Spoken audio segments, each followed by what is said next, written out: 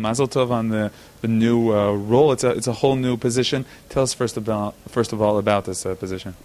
Well, the Jewish Agency has really never had a senior management person who is a strategic communicator. I think that if you look at the website and you look at aspects of the brand, you'll understand that this has been an unmanaged brand, and it probably lacks supervision at a high level, understanding and aware of communications needs and possibilities. This is a business, I've been in it 25 or 30 years, and it is completely different than it was 10 years ago, and it's moving at a fast that's dizzying.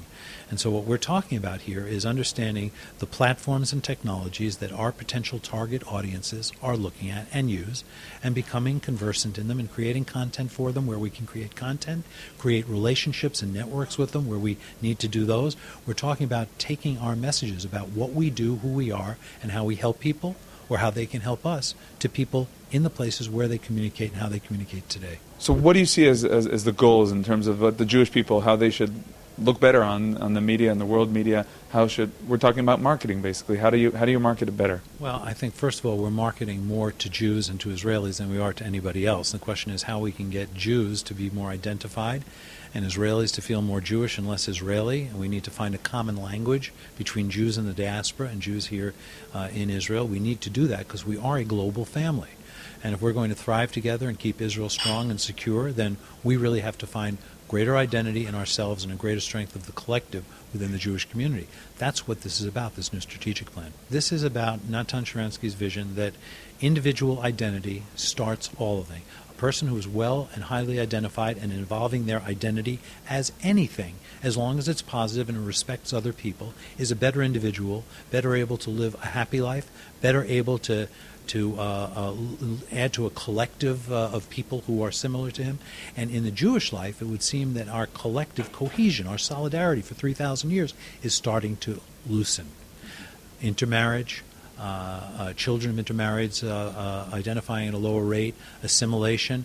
These are all things that make you wonder whether the kind of collective wonders like the establishment of the State of Israel or the freeing of the Soviet Jews is something that a Jewish collective would be able to do in 15 or 20 years from now. There are many people who think that we can't.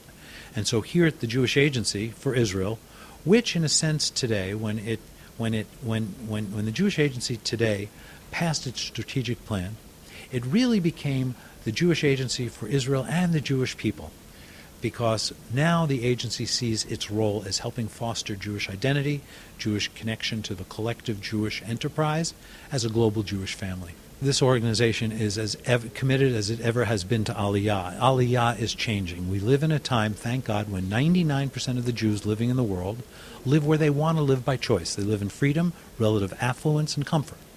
So the question is, what makes people want to make Aliyah of choice?